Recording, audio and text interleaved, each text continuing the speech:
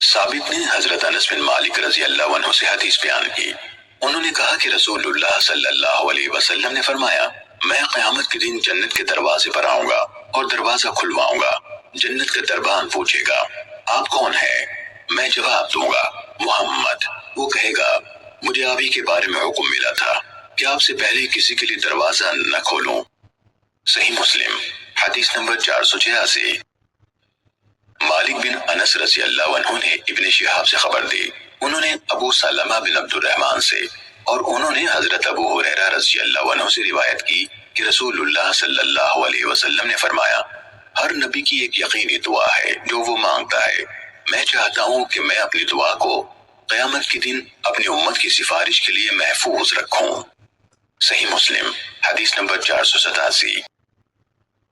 حضرت عبداللہ بن عمر بن عاص رضی اللہ عنہما سے روایت ہے کہ نبی صلی اللہ علیہ وسلم نے ابراہیم علیہ السلام کے بارے میں اللہ تعالیٰ کے فرمان، پروردگار، ان بتوں نے بہتوں کو گمراہی میں ڈالا ہے، ممکن ہے کہ میری اولاد کو بھی یہ گمراہ کر دے، لہٰذا ان میں سے جو میرے طریقے پر چلے وہ میرا ہے، اور جو میرے خلاف طریقہ اختیار کرے تو یقیناً تو درگزر کرنے والا مہربان ہے۔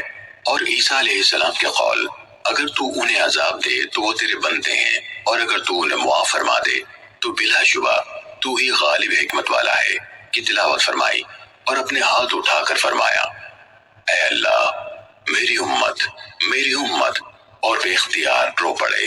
اللہ تعالیٰ نے حکم دیا، اے جبرائیل، محمد صلی اللہ علیہ وسلم کے پاس جاؤ، جبکہ تمہارا رب زیادہ جاننے والا ہے، ان سے پوچھو کہ آپ کو کیا بات رلا رہی ہے۔ جبرائیل علیہ السلام آپ کے پاس آئے اور وجہ پوچھی تو رسول اللہ صلی اللہ علیہ وسلم نے جو بات کہی تھی ان کو بتائی، جبکہ وہ اللہ اس بات سے زیادہ اچھی طرح آگاہ ہے۔ اس پر اللہ تعالیٰ نے فرمایا، اے جبرائیل، محمد صلی اللہ علیہ وسلم کے پاس جاؤ اور کہو کہ ہم آپ کی امت کے بارے میں آپ کو راضی کریں گے اور ہم آپ کو تکلیف نہ ہونے دیں گے۔ صحیح مسلم حدیث نمبر 499۔